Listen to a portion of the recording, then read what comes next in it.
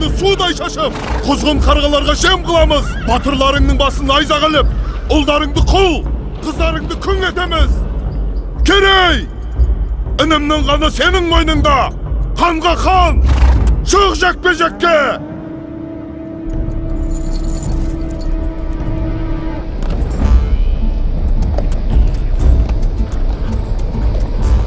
Керей! Алла жар болсын!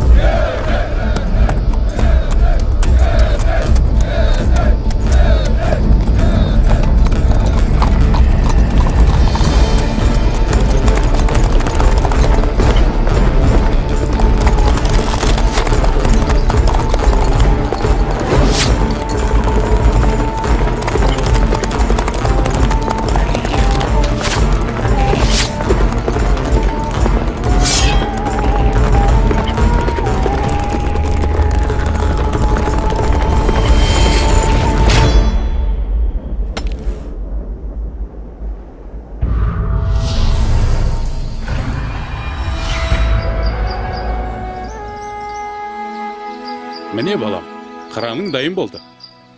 Қандай әдемі. Әке, өзім шырайыншы. Жарайды, ала қой.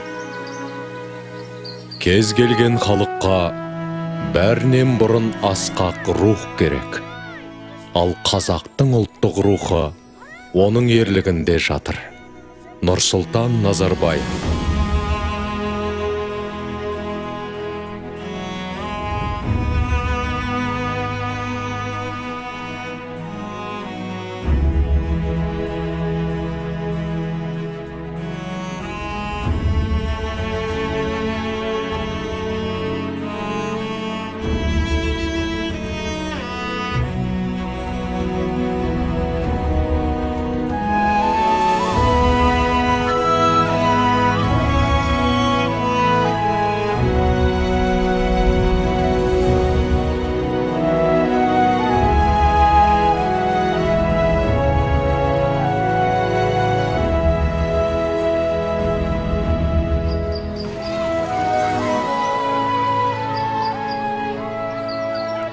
Еркін, әне батпырауыш барады.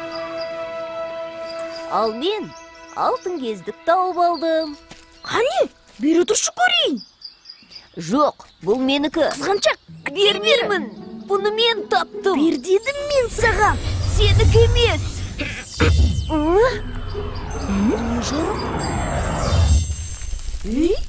Жаңа кездік қайда? Міне қызық. Қайда жоғалып кетті? Төртеу түгел болса төбедегі келет, алтау ала болса ауыздағы кетет деген осы. Бекер таластыңдар. Ата, жаңа ғана мына ескерткіш нұр шашқандай болды. Байқамадыңыз ба? Сонда бұл кісілер кімдер? Балалар, бұл қазақ мемлекетінің негізін қалаған. Ұлтымыздың әділетті де батыр хандары, Керей мен Жәнібек. Ата, олар жөнінде айтып беріңізші. Жарайды айтайын. Сонау 15-ші ғасырдың басында Алтын Орда адырап, бір бөлігін Жошының ұрпақтары билеп тұрды. Благодарствуем вам, Барак-хан.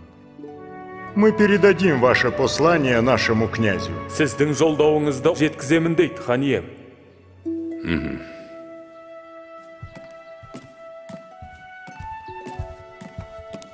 Халықтан шағым түсті. Орда маңында қарақшылар пайда болыпты. Тездетіп жасақ жіберіп, оларды құрықтау керек. Жібек жолы бойындағы керуендерді қорғауды мықтап тапсыр. Орындаймыз. Мәртебелі хан ием, ұлы ұстаз шұғыл хабармен қабылдауыңызды сұрайды. Кірсін. Хан ием, аспан әлемінен үрейлі хабар әкелдім. Айта бер, ұстаз. 77 жылда бір келетін құйрықты жұлдыз көрінді. Ол жер бетіне әсер етпей қоймайды. Қара күштер оянуы мүмкін. Сақтық жасаңыз. Болады. Бауырым, ру басыларын таңбалы тасқа жина. Бірлігімізді бекемдеп алатын кез келді. Керей мен Жәнібек те барсын. Қазірден бастап ел өміріне араласа берсін. Орындаймыз. Ой, осы тас атудан жалықтым. Соны айтса шыдамым таусылды. Бұған не дейсің, Жәнібек? Сол да сөз бе Керей? Көрдің бе? Мен саған одан зорын көрсетейін. Үлкен құмыраға қараш. Әне.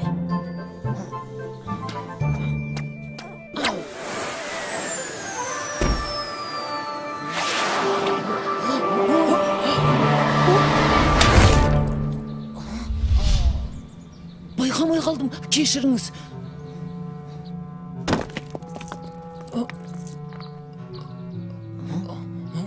Батыр аға, сақпан атуды, сойылдасуды үйреттіңіз. Енді қылыштасуды үйренсек? Алдымен атуды үйреніңдер. Біз садақ тартып нысанаға тегізуді білеміз. Қалай? Ол қозғалмайтын нәрсе. Сендер қашқанға тигізіп, атқаннан бұлтаруды үйреніңдер. Сонда тышқан атамыз ба? Барақ хан таңбалы тастың басына жиналуды тапсырды.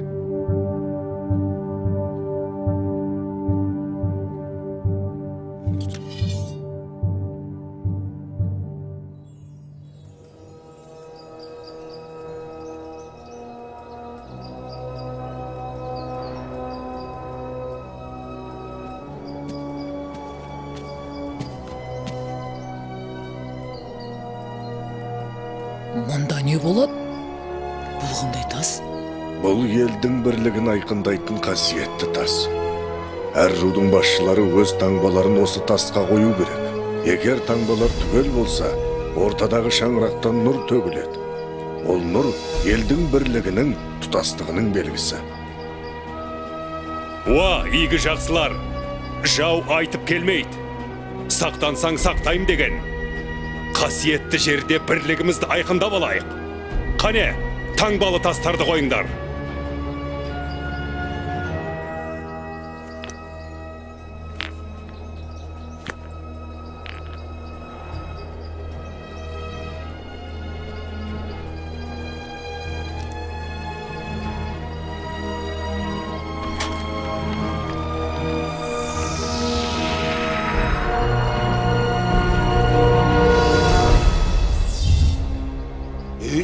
Неге нұр төгілмеді? Қарабектің таңбасы қойылмады. Өзі де көрінбейді.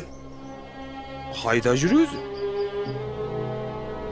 Болат Сұлтан, сен не дейсің? Ол неге келмеген? Хан ием, Қарабектің келмегені ел бірлігін жақтамағаны ғой. Онсы нес? Қарабектен ондайды күтпеген едік.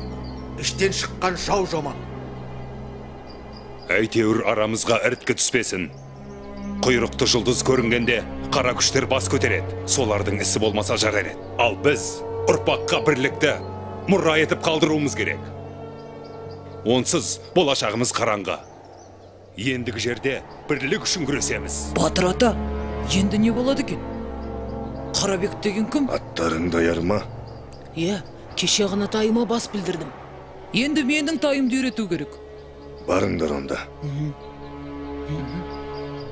Тез.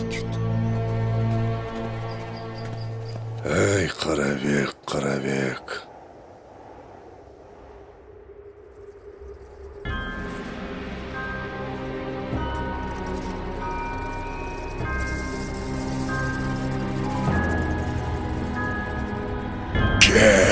Келе бер.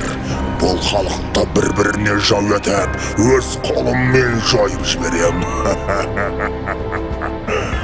Менің айтқаныммен жүрсең билікке де, байлыққа да жетесің, Қарабек. Бұл саған таңбалы тасқа бармағаның үшін сыйлығым. Бір тамшы ішкен адам қасиетінен айырылады, өз жағына жау болады. Әбілқайырды таққа отырғыз, ол да менің айтқаныммен жүретін болсын. Тақта Барақ отыр емес пе? Оның көзін жой. Ал, аузынан сүті кетпеген Керей мен Жәнібектің жарасы жеңіл. Ләппай тақсыр.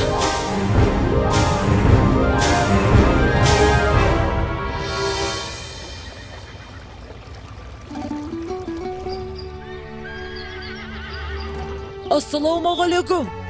Біз келдік, аға. Жақсы ат ер қанаты деген. Ал сұлтандарым, қайсың мінесің? Не бол, әлде қорқып тұрсың ба? Мен бе? Ешқандай да жалсам жер көтереді. Ал Қанекей сұлтаным, тақымыңа мықты бол. Айтчу, жануар. Ой, ой.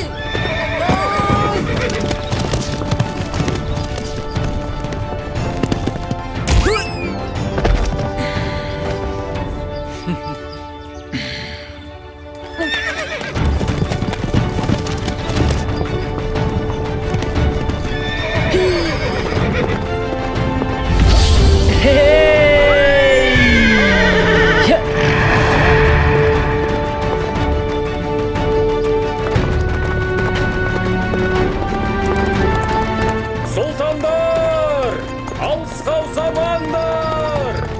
Қызылжар жақта қарақшылар болуы мүмкін.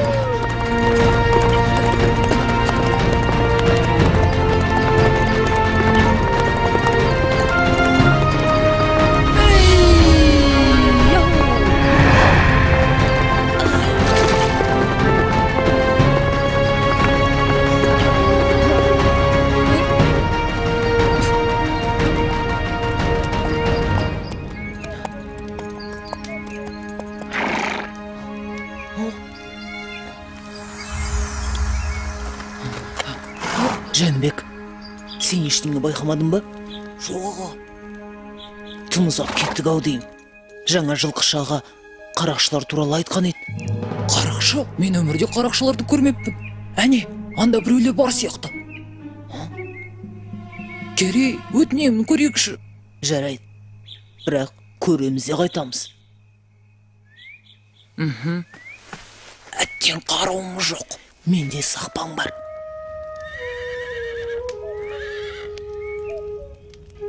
Ей, көңілдіреген жоқ па? Біздің билегіміз келіп тұр. Көңілдісін өзің бастамасаң.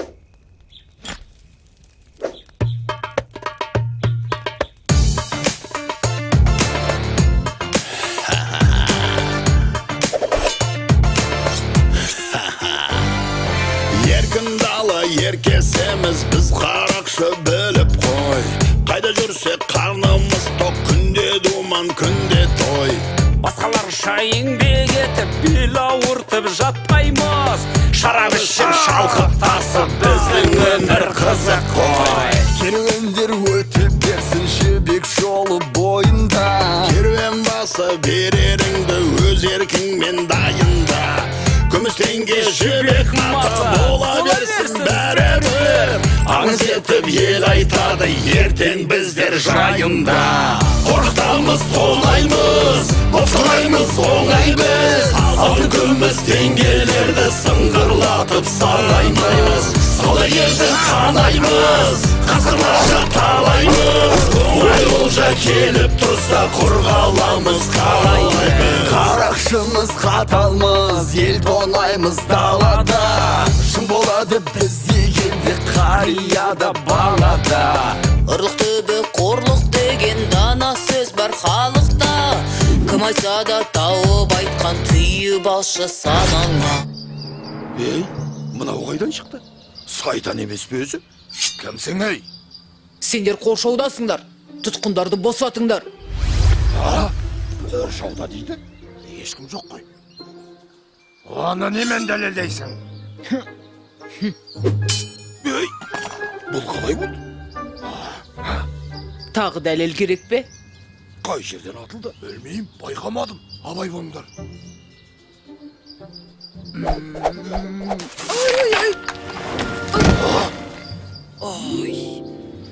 Тұр, зәремізді алды ғой. Албақ мұрын, енді не дейсің?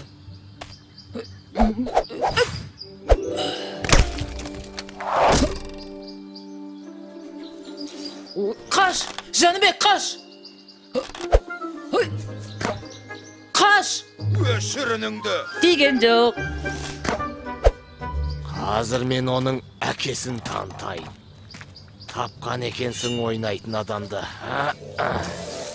Талдың ба? Мен саған тас атқан көрсетейін.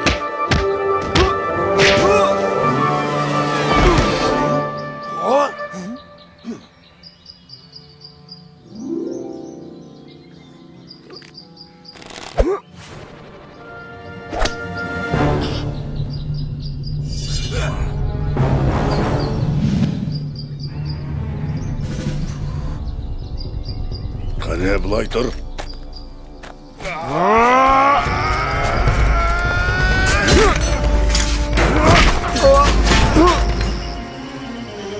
Алысқа замаңдар дегенім қайда? Біз тай үйретіп. Құрай қайдан ештеңе шықпайды. Керей, тұтқындарды босат. Айғайлама дедім ғой, құлақты жарасың.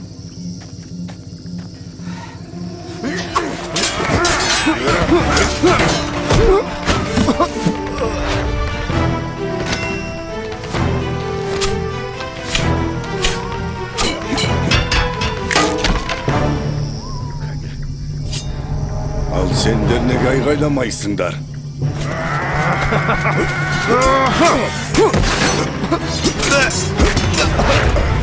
Болды, беріліңдер. Мәсіған. Мен құмырашы шебермін. Заттарымызды саудалауға келе жатқанбыз. Қарақшылар қапыда басты. Қай шақардан боласыңдар? Отырарданбыз. Рахмет, балалар. Сендер болмағанда не болар еді? Мен... Бұл Жәнібек, ал мен Кереймін. Мен Айшамын.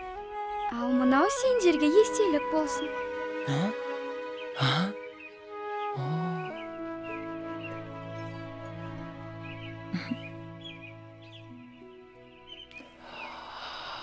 Ой. Сау болыңдар, Алла жар болсын. Сау бол. Жолдарың болсын. Сау болыңдар, балалар. Батыр ата, бізді қалай тауып келдіңіз? Ақсақалды қария айтпағанда білмес едім. Ол қандай қария? Мен оны көрдім. Бір Алла сақтады.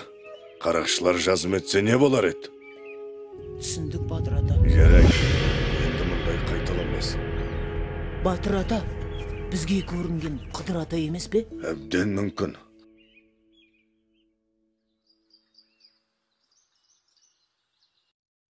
Сендер не күлкен тыңдамайсыңдар? Ордадан рұқсатсыз алшақ кеткендерің қалай? Әке, мен кінәлі. Мен. Хан әке, менен болды, кешіріңіз. Осы істерің ел бастайтын сұлтандарға лайық па?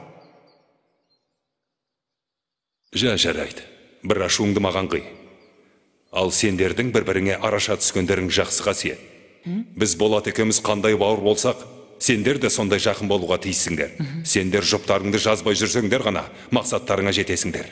Осыны бір сәт естен шығармаңдар. Иә. Ал балалар, сендер бара беріңдер. Хан ием, маған айтарыңыз бар ма? Аталық, талай айқастарда, қаншама сын сағаттарда менің сенімді серігім болдың. Алайда саған бір өтінішім бар. Айтыңыз, хан ием. Таңбалы тастың басындағы жайды көрдің. Аумалы төкпелі заман болғалы тұр. Бір бәлені ішім сезеді. Айтарым, Керей мен Жәнібек саған аманат. Алаң болмаңыз, хан ием. Олар үшін жаным құрбан.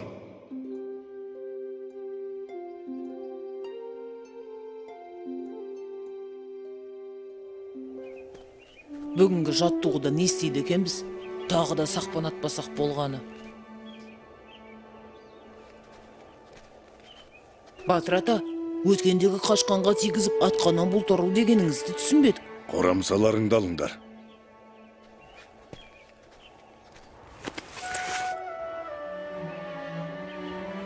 Мынаушы жоқ жебені не істейміз? Тайларыңды атыңдар. Не үшін? Ет ауырады ғой. Бұл тай сендерге сауын бие емес. Жорық аты болсын десеңдер. Атыңдар. Атыңдар.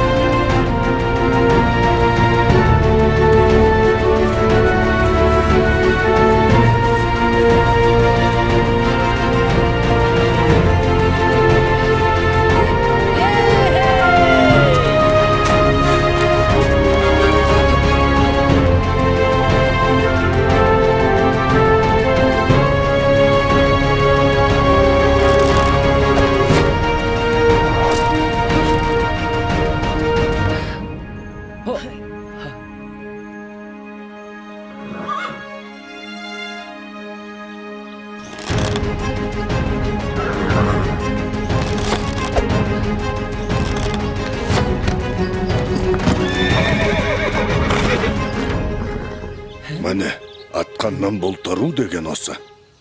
Жылқы көзі жылғадағыны көрет деп қазақ бекер айтпаған. Енді бұл тайларың сендерді жауып тұрған жебенің арасынан алып шығады.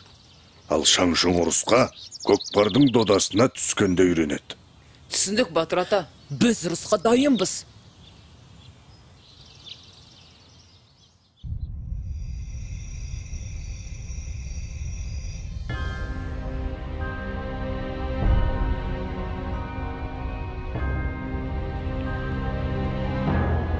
Мырза, мұнда жай жүрсіз бе? Мұндай уақытта адам жай жүруші ме еді?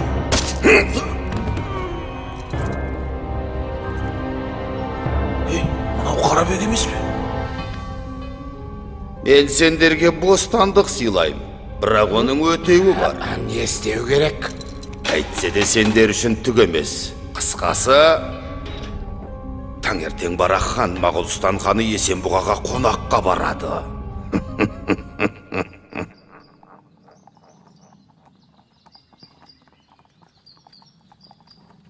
Әлгі Қарабектен хабар бар ма? Хабар ошарсыз, көрдім деген ешкім жоқ. Жарайды. Әзірге ел тыныш. Жаста болса Әбілқайыр елге бас көз бола тұрар. Біз келгенше ештеңе бола қоймас.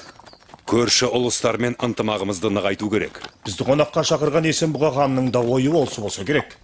Алайда ойраттардың не ойлап отырғаны белгісіз. Соны ұмытпайық.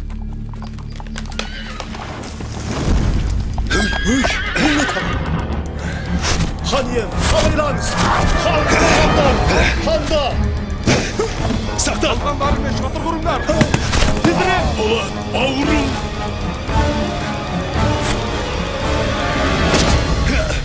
Ханға оқ түйді!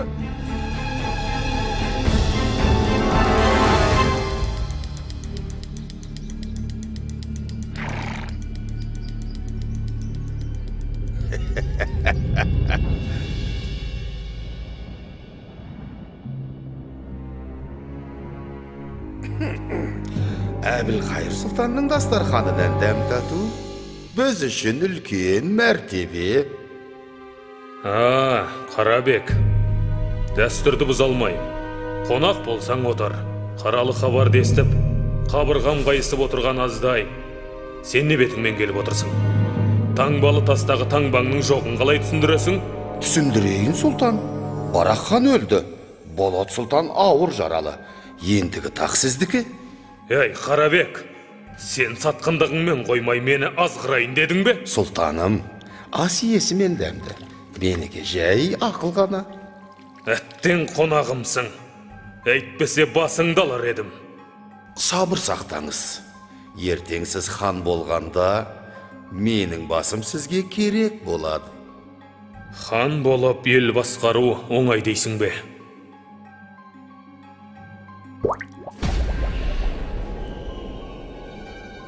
Сұлтаным, тақ мынау балғымыздан да тәтті болады.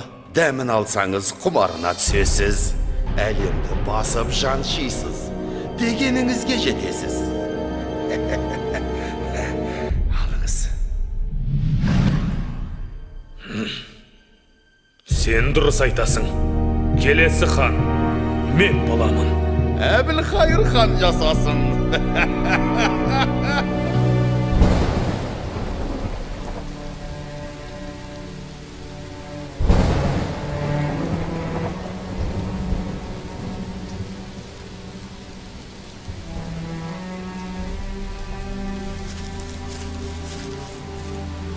Жәнібек, қайғыңа ортақпын. Әкеңнің орнын ешкім толтыра алмайтыны белгілі ғой. Бірақ біз сенімен біргеміз. Бұл опасыздардың ісі бір ұшы сендерге тимес екен.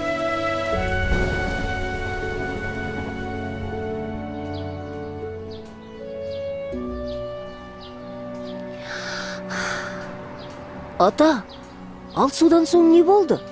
Оларға қарт батырдың көмегі тиген болар. Я, ата, Керей мен Жәнібектің қалай хан болғанын айтып беріңізші. Онда әр қарай тыңдаңдар балалар. Әбілқайыр салған салық мөлшері халыққа ауыр тиіп, ханға деген ел наразылығы күннен күнге күшейе түсті. Елдің қасіретін көріп, Керей мен Жәнібек те ер жетті.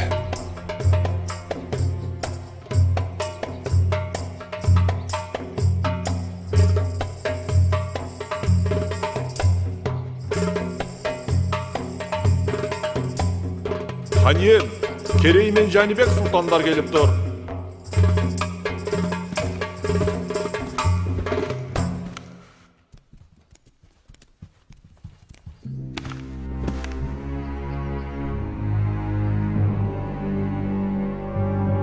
Иә, сөйле, Керей. Ел еңсесі езіліп, ынтымағы дырап жатқанда, думандатып жатқандарыңызға жол болсын. Немеле, қарағалық қайғырды екен деп, хан қара жамылу керек беді? Ұсақ түйекпен ханның мазасын алмай, келген шаруаларыңды айтыңдар. Хан үшін халықтың мұңы ұсақ түйек емес, ең маңызды мәселе болар.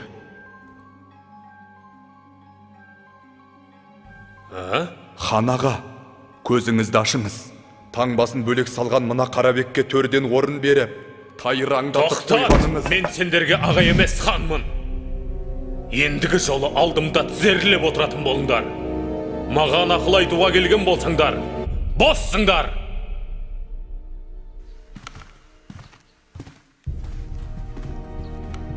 Өлтірік өсіп бөрі болды.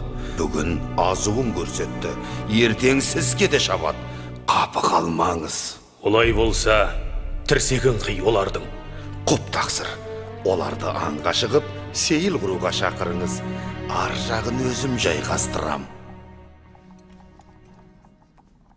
Әбілқайыр хан сендерді не үшін аңға шақырды екен? Соны түсінбедім. Түсінбейтін несі бар? Өткендегі әңгімені жуып шаймақ болар. Қазір саят құрып көңіл көтеретін кез емес. Иә, мүмкін оңашада айтар әңгімесі бар шығар. Әйтеуір сақ болайық.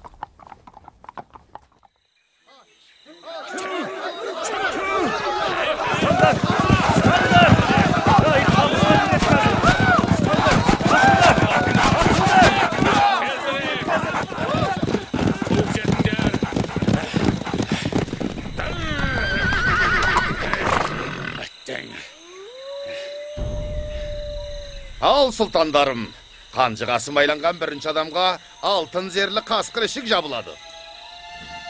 Бәрекелді. Ханның жомарттығына разымыз. Алтын ішік Ал, қамыс ішіне кем кіреді? Мен кіремін. Мен де әзірмін. Сендердің өжет екендеріңе күмәнім жоқ. Алайда сақ болғайсыңдар. Оу, батыр. Шәкірттеріңнің шамасын көрейік.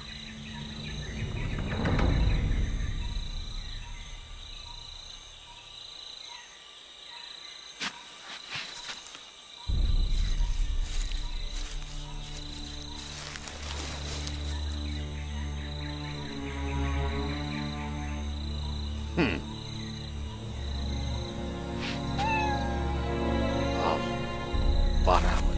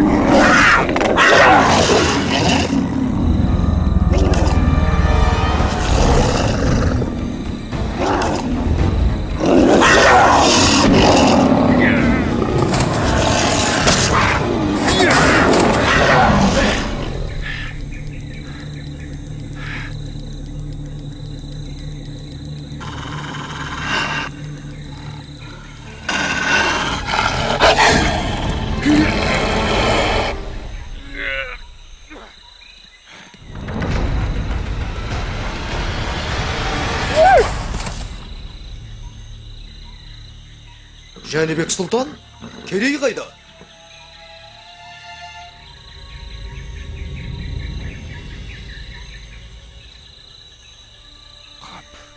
Болмады. Жәнібек сұлтан жасасын. Жаса, Керей сұлтан. Сұлтандар керледі. Жарайсыңдар, сұлтандар. Олардың батыр болып өскенін көрдің ғой. Қалайда көздерін құрту керек. Иә, олардың батырлығы сорымыз. Көздегені тағыңыз. Ендеше, тездетіп амалын тап. Орындалады тақсыр. Хан ием, ойрат ордасынан елші келді. Әбілқайыр хан, қонтайшымыз саған дұғай сәлем айтты. Бұдан бұлай, ойратқа салық төлейсің. Уақытында төлесең өмірің тыныш, ордаң бүтін болады. Дұрыстап ойлан, қонтайшы екі сөйлемейді.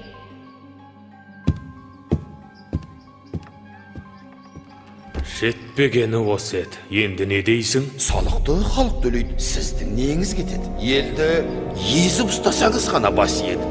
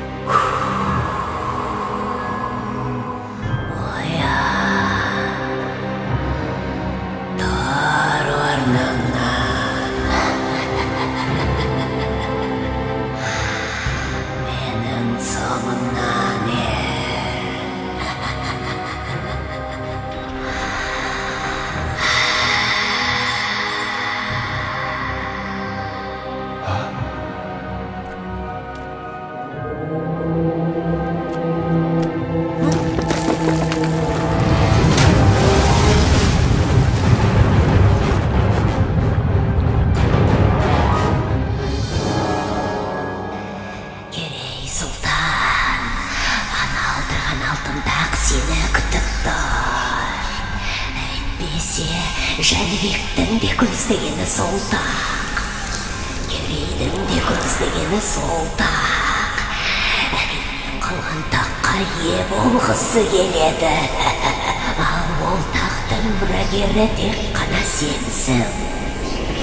Тақ бір жерде бақ бар, дүние байлық, билік пен мансап бәрі сонда, бірақ тақ біреу, ал сендер екеусіңдер. Кім бірінші жетсе тақсыңдікі, тезірек, тезірек.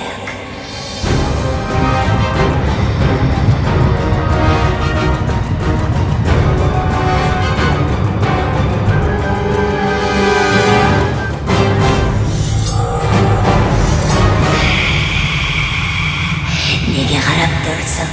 Өлтір оны. Әйтпесе қазір сені өлтіреді. Өлтір!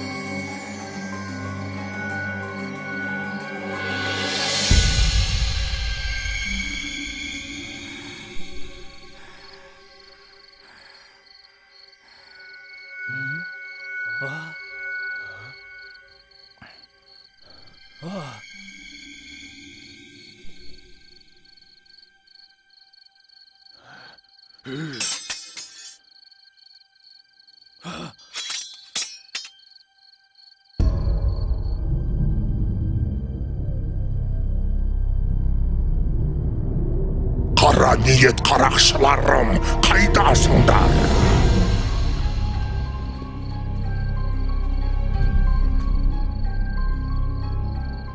Бұлар баяғы қарақшылар емес пе? Иә, дәл таптың, сұлтан.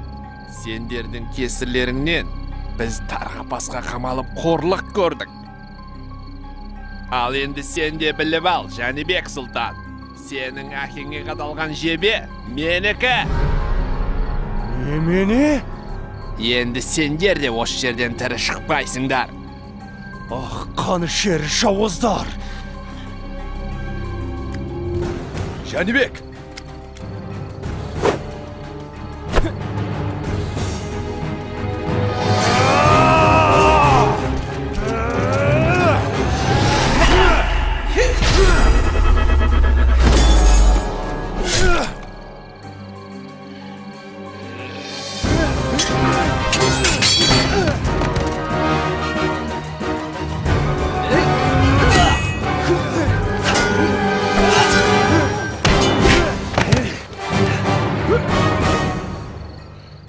Жәнібек, өлтіре көрме, өтінем! Шымын жанымды қия көр!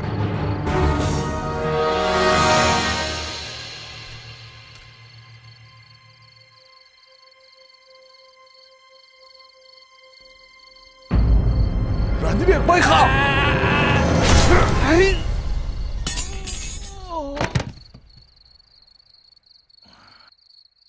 Бұлар баяғы қарақшылар емес пе? Иә, солар. Менің әкемді де осылар өлтіріпті. Бұл сендерге жасалған екінші қастандық. Ал бұларды кім жіберген? Қарабектің ісі емес пе? Әбден мүмкін. Таңнан қалмай жолға шығамыз. Біраз уақытқа дейін бой тасалау керек. Қайда барамыз? Ұлы ғұламалар шаһары Отырарға. Отырарға? Айшаның ауылына ма? Саған айтты ғой, ғұламалар еліне деп.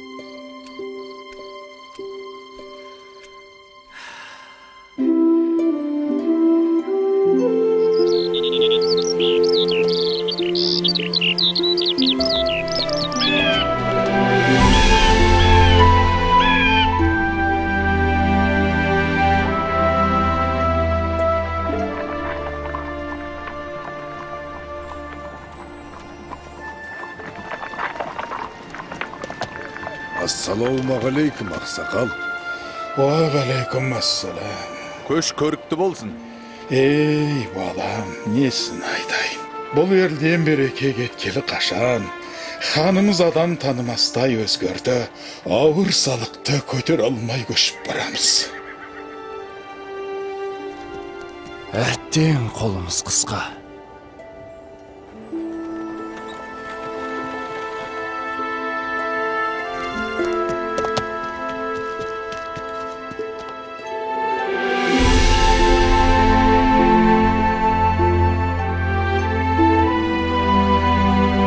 Қозы көш жер жүрдік, жағашпайсыздар ғой тіпті.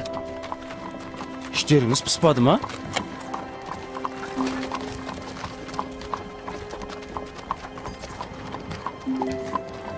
Батыр ата, отырар әлі алыс па? Олай болса мен сіздерге ән айтып берейін. Жол қысқарсын.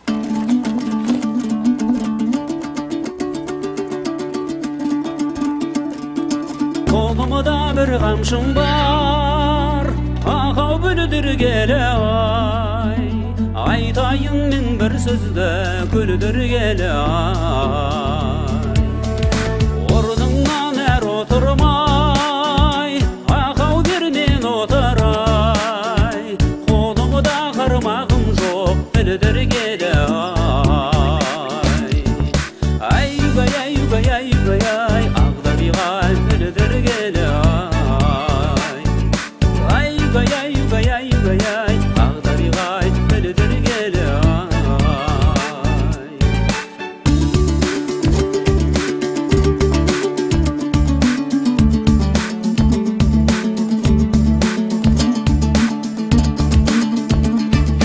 Қолымда бір қамшым бар, ақау бұнақтаған ай.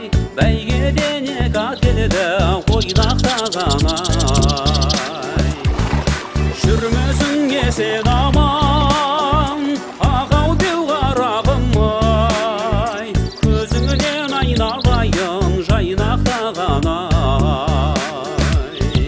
Ай-югай, ай-югай, ай-югай, ай, ағдабиғай ойнақтаған ай. Ай-югай, ай-югай, ай-югай, ай, ағдабиғай ойнақтаған ай.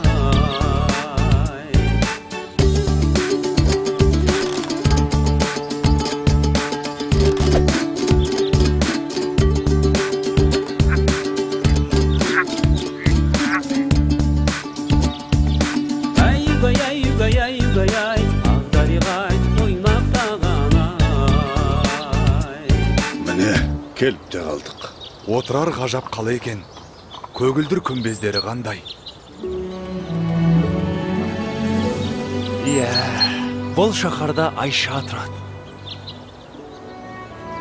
Мен жаяшин, расында да әдемі қала екен. Ай-югай, ай-югай, ай-югай, ай. Ішке кірейік.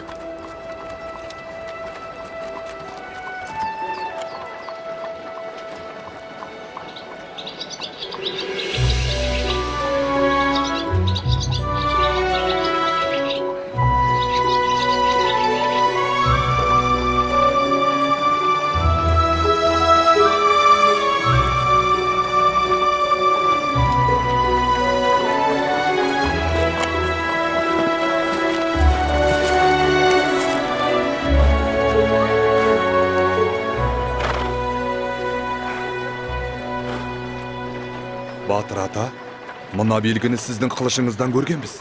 Иә, дәл өзі. Оны дұрыс аңғарғансыңдар. Ішке кірейік. Енді ұстаханаға не үшін келгенімізді түсінесіңдер.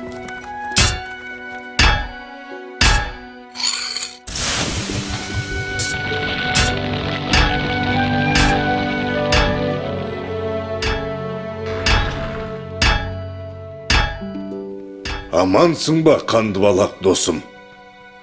Армысың батырым. Ат көлік аман келіп жеттіңдер ме? Аллаға шүкір сапарымыз сәтті болды. Ал өзің қалайсың? Қартайып қар ұстауға жарамай қалған жоқсың ба? Жоға о не дегенің? Жауға қарсы бірге шабайық десең мен дайынмын. Бәрекелді достым. Менің өтінішімді орындап қойған боларсың. Иә, сенің тапсырысыңды дайырлап қойдым. Әкеліңдер. Мынау менің шәкірттерім. Саған берген тапсырыстың иелері осылар. Онда бұлар осал жігіттер болмады ғой. Қанекей. Шарболатты 100 рет шоққа салып, 100 рет құдық суына малып шыңдадым. Мінекей, өзің сынап көр. Алғане, сынап көрейік. Міне, нағыз батырға лайық алмас қылыш осы.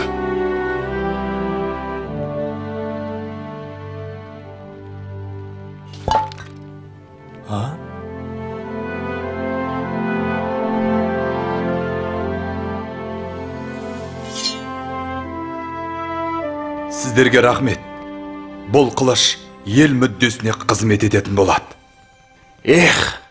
Жаумен бетпе-бет келсем ғой, жайратып салатын. Ол күнде алыс емес, бірақ күш пен қарудан маңызды нәрсе бар. Енді сендерге соны үйрену керек. Біз қашанға үйрене береміз? Ержеттік емес пе? Құдай қаласа сендер келешекте ел бастап халық қамын жейтін азамат боласыңдар. Дана, кемеңгер адам ғана елін әділ басқарып дегеніне жеткізеді. Ол үшін білім керек. Қараңдаршы, ұлы дала төсіндегі мына шаһар әлемге әйгілі қаншама даналарды шығарды. Таңертең сол білім ордасына барамыз.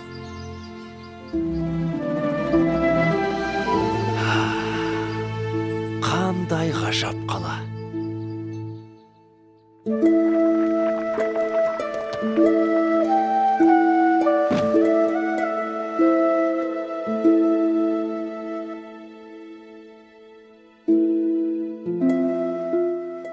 Ассалаумағалейкум, ұстаз.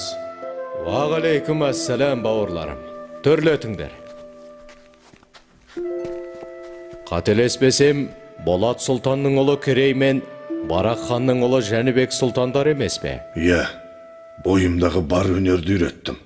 Енді сұлтандар білім алса деймін.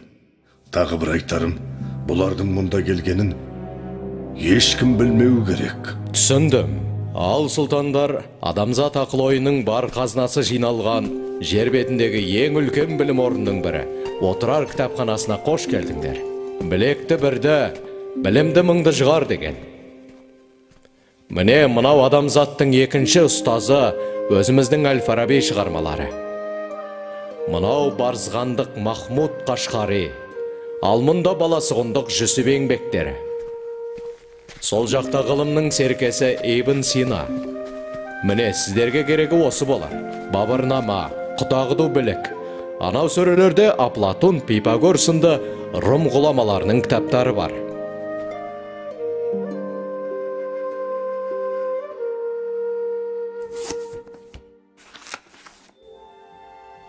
Иә, бұл шығыстың шайыры Омар Хайям.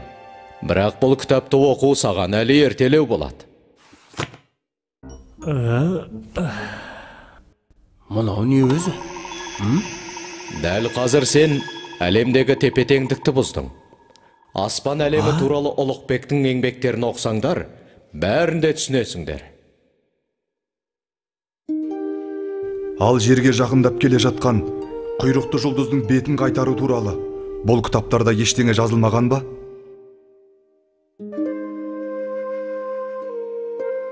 Бұл сұрақтың жауабы бір Аллаға ғана аян. Өйткені аспан әлемінің біз білмейтін құпия сырлары өте көп.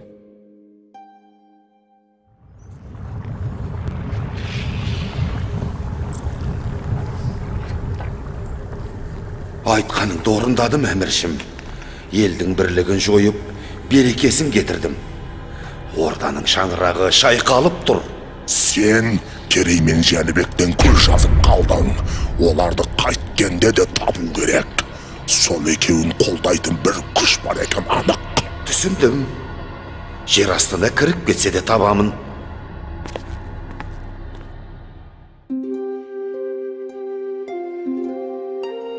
Мына кітапта Ұлықбектің 1000-нан аса жұлдыздың орнын белгілегені жазылыпты. Және ол Әбу Насыр Әл-Фараби бабамыздың еңбегіне көп сүйенген екен. Ол кісілерде көп ғылымды игеру қайда? Неге олай дейсің?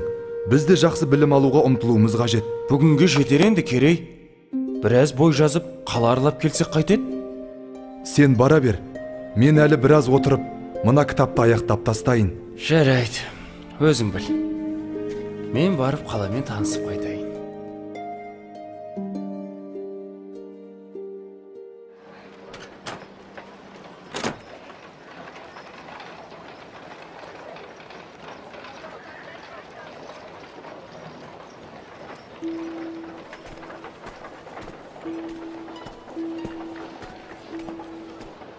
Амансыз ба, бейтаныс ару?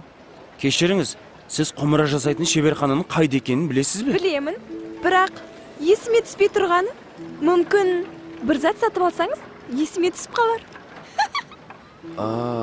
Олай болса, мен сіздің мына гүліңізді алайын. Бұл гүл жарайды, сізге берейін.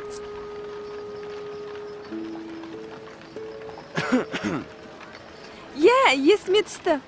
Мына көшеге бұрылып тіке жүрсеңіз, алдыңыздан биік мұнаралы үй шығады. Сол тұстан шеберхана көрініп тұр. Рахмет сізге. Келіп тұрыңыз, мырза.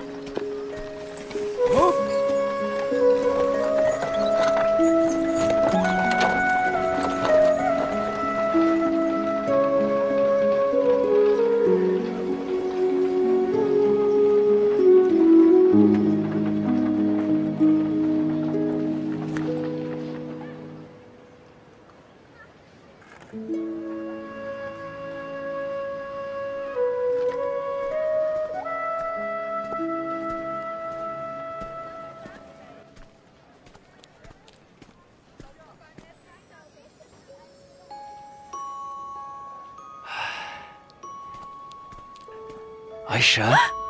Бұл кім өзі? Жігітім, жай ма? Мен жай Айша керек еді. Айша ма? Ол келесі шеберханада. Айып етпеңіз, қателесіп қалыппын. Қабат деген ай, ыңғайсыз болды. Сәлем бердік. Қазір, күте тұрыңыз. Мен жаңа ою үлгісін жасап жатырмын.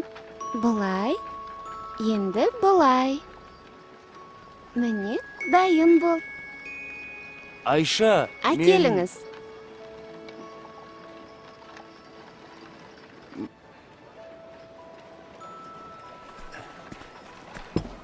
Мінекейіңіз. Иә, бұл құмыра 6 жыл бұрын менің шеберханамда жасалған. Мұна жердегі бояу кетіпті ғой. Бірдеңе тиген болар. Әйтпесе біздің бояуларымыз ғасырлар бойы. Айша! Жарайды. Мен қазір жөндеп бере қояйын. Міне бұлай, содан соң бұлай. Құмыраңыз дайын бол. Ала қойыңыз. Жаныбек, сен мұнда қайдан жүрсің? Айша, мен сені іздеп келдім. Керейде осында. Мені? Қызық екен. Ал сенің өрнегің әдемі екен. Мен де жасап көрейінші? Қолыңнан келсе көр. Несі бар? Мен жақында ғана кітаптан оқыдым. Біздің жерімізге келген бір саяхатшы өнерімізге қатты қызыққан екен. Аты Мақрұм Полат екен.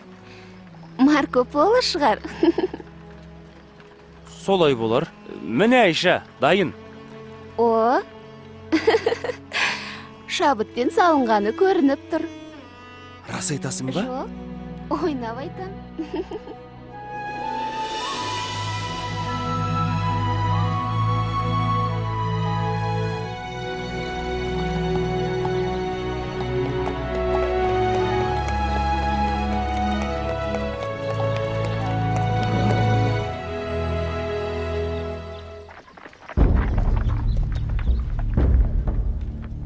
Бұлар кімдер екен?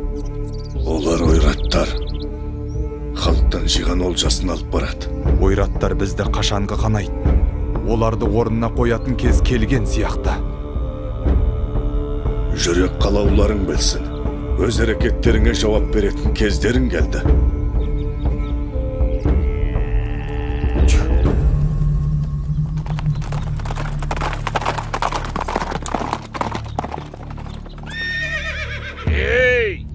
Біздің жолымызды бөгейтіндей сендер кімсіңдер? Біз Әбілқайыр ханнан тиесілі салығымызды алып келе жатырмыз. Жолды босатыңдар. Әйтпесе. Мен Болат Сұлтанның ұлы Кереймін. Халықты жылатып жинаған құнсалықты осы жерде қалдырыңдар. Ал Қонтайшыға айта бар, енді біздің елді мазаламасын. Мынау не деп тұр өзі? Басыңды шауып, Қонтайшыға қоса апарайық онда.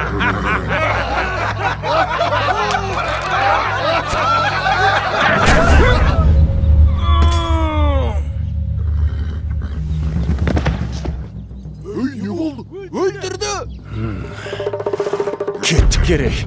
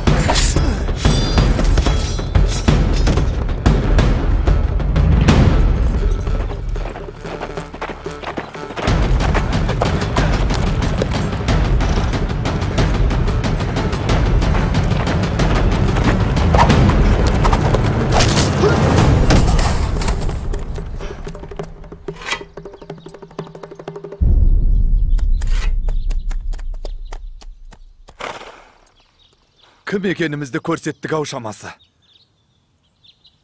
Батыр ата, қандай баға бересіз? Қиын сәттер әлі алда.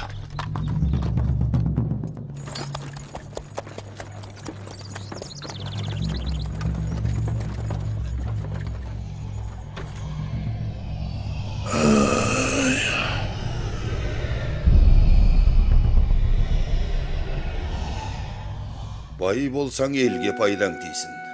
Батыр болсаң жауға найзаң тейсін деген осы. Өркендерің өссін қарақтарым. Бірақ бүгінде күлкімізден күңіренісіміз көп болып тұр. Үстем салықтан ел қатты жүдеді. Бұл заман қайда барады екен? Қабырғамыз қайсып жүргелі қашан? Қайда барсам, халықтың айтары осы. Түнде ұйқымыздан, күндіз күлкімізден айырып отырған бұл біздің де мұңымыз.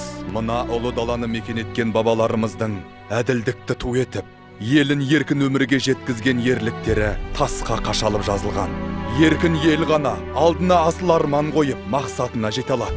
Бақ ынтымаққа барады екен. Біз бірігіп қана мақсатымызға жетеміз. Ел болып, ірге бекітіп, еңсе көтеретін кез келді ағайын. Қыр астында көз алартып жау тұр. Ұлымыз құл, қызымыз күң болмасын десек, ошағымыздың түтіні түзу шықсын десек, бес саусақ бірігіп жұмылайық. Шешу шұрсқа түсетін кез келді. Ниетіміз бір болса, батаңызды беріңіз, ақсақал.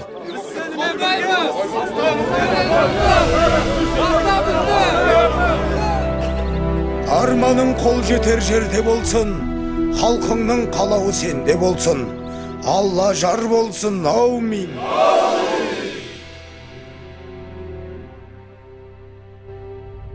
Я, айта бер, не бітірдің? Ханды азғырып, Жәнібек пен Керейге қарсы айдап салған едім. Болмады. Мен берген қара дәрінің әсерінен бе, жорыққа бара жатқан ханымыз жолда қайтыс болды. Енді не істейміз? Тыңда, Қарабек, сен Қонтайшыға барып, оның сеніміне кіруге тырыс. Ханның қайтыс болғаны туралы хабар оларға ендігі жеткен болар. Ойраттардың сақшыларына шабуыл жасаған Керей мен Жәнібек екенін айтып бар. Оны білсе Қонтайшы олардан кек алмай қоймас. Ал екі сұлтанмен соғысып, әбден әлсіреген сәтте Қонтайшының көзін жою қиын емес. Оқтың ба? Оқтым, әміршім. Сонда тақ менікі болады.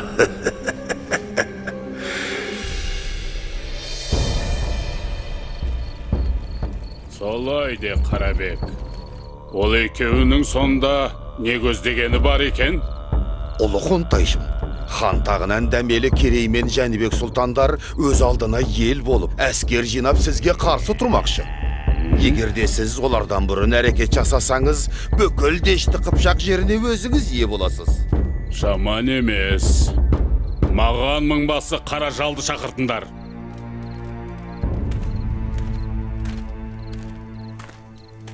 Сен ініңнің кімнің қолынан мерт болғанын білесің бе? Білсем, қанын судай шашып, кегімді қайтарар ем. Айтыңыз, әміршім. Ендеше тыңда, сенің ініңді өлтіріп, маған тиесілі салықты тартып алғандар Керей мен Жәнібек сұлтандар екен. Керей мен Жәнібек? Рұқсат етсеңіз, дәл қазір аттанам. Екеуінің де басын шауып алдыңызға алып келмесем, қара жал атым құрысын. Әскерлер жорыққа дайындалсын. 3 күннен соң аттанамыз. Әміріңізге қолдық. Ал сен, Қарабек, бізді бастап барасың. Бұл қызметіңнің өтеуінен не сұрайсың? Айта бер. Ұлы қоңтайшым, мендей пақырыңызға жібек жолы бойындағы Тарас шаһарын берсеңіз жетер еді. Дегенің болсын, бара бер. Өз елін сатқаннан қайыр жоқ. Ертең бізді де сатып кетеді. Жорықтан соң көзін жой.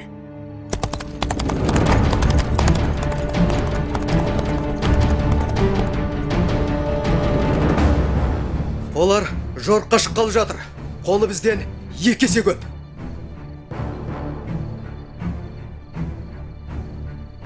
Несі бар? Әр қайсымыз 3 ойратқа татсақ, олар көп емес екен. Міне, күші басым жауды, ақылмен жеңетін кез келді. Мұндайда айла керек. Ендеше ақылымызды ортаға салайық.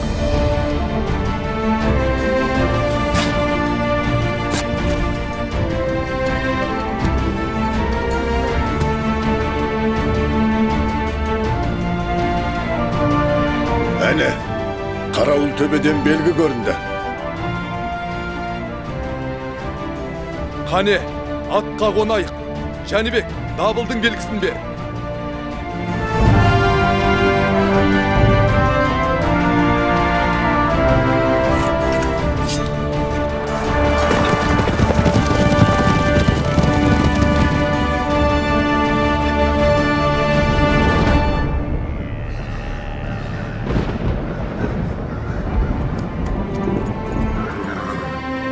Сарбаздар, кім екенімізді танытар сәт туды. Мына ұлы даланы мекен етеміз, не жоқ боламыз. Жау алдында тізе бүгіп тірі тұрғаннан, тіке тұрып өлген артық. Бүгінгі ерлігіміз, ертеңгі елдігіміздің басы болмақ. Тәңіріміздің өзі қолдасын.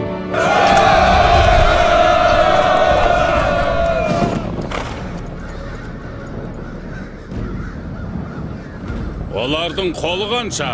Бізден 2 есе аз, әміршім.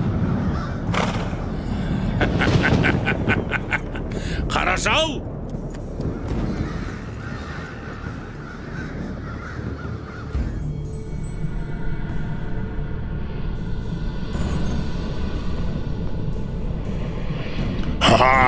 Тағы да сен бе? Жолымнан былай тұр. Анау құйрықты жұлдызды көрдің бе? Күш мен жақта. Бүгін сен жеңілесің. Біздің айқасымыз әлем жаратылғаннан бері ешқашан толастаған емес. Бірде сен, бірде мен жеңдім. Ол бүгін кімнің жеңетінін құдіретті күшті бір Алла біледі. Әлде сен аққа құдайшақ екенін ұмыттың ба? Мені де қолдайтын күш бар екені есіңде болсын. Барған жермен жексен етем, мәңгілік түн. Ей, қазақтар! Дәл осы жерде қандарыңды судай шашып, құзғын қарғаларға жем қыламыз. Батырларыңның басын найза қылып, ұлдарыңды құл, қыздарыңды күң етеміз. Керей, інімнің қаны сенің мойныңда. Қанға қан, шық жекпе-жекке.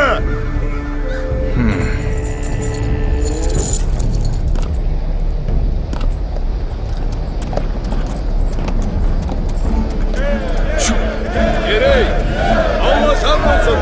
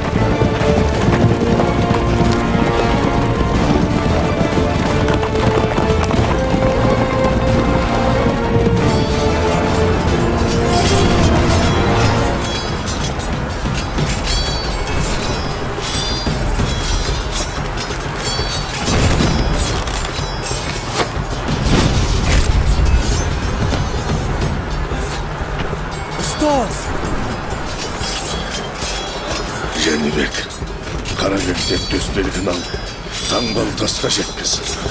Бар. Қазір сені ме?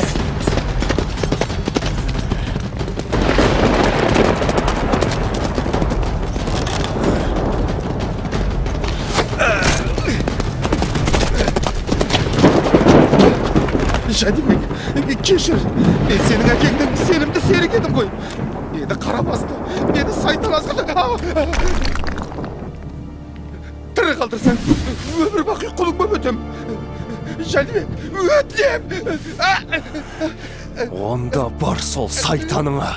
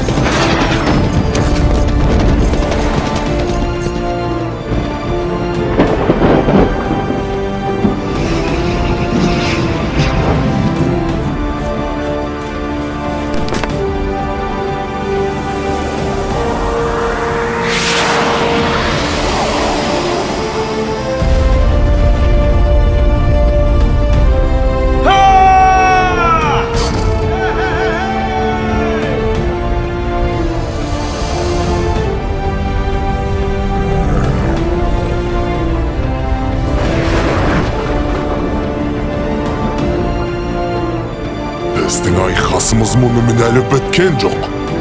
Біз әлі кездесеміз.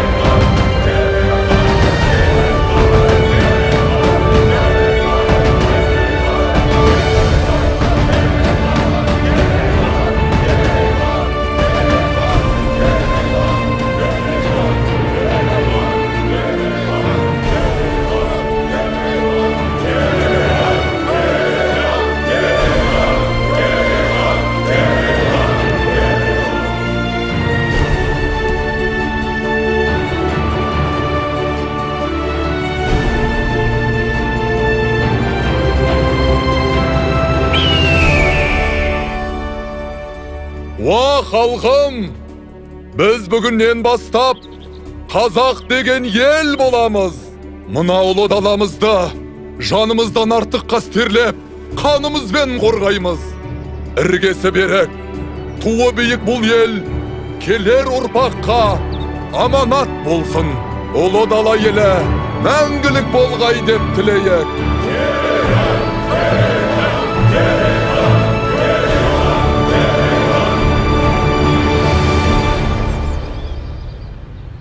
Міне балалар, бұл бабаларымыз осылай қазақ елінің іргесін қалап, келер ұрпаққа, яғни мына сендерге аманат етіп қалдырған. Қандай ғажап оқиға. Өткен тарихымыз ерлікке толы екен ғой ата. Дұрыс айтасыңдар балаларым. Сендер өз тарихымызбен мақтануға тиіссіңдер. Еркін, Болат, үйге қайтыңдар, кеш болып қалды. Рахмет сізге ата. Біз де өскенде елімізді қорғайтын батыр боламыз. Сау болыңыз ата. Мақсаттарыңа жетіңдер, айналайындар. Ағайла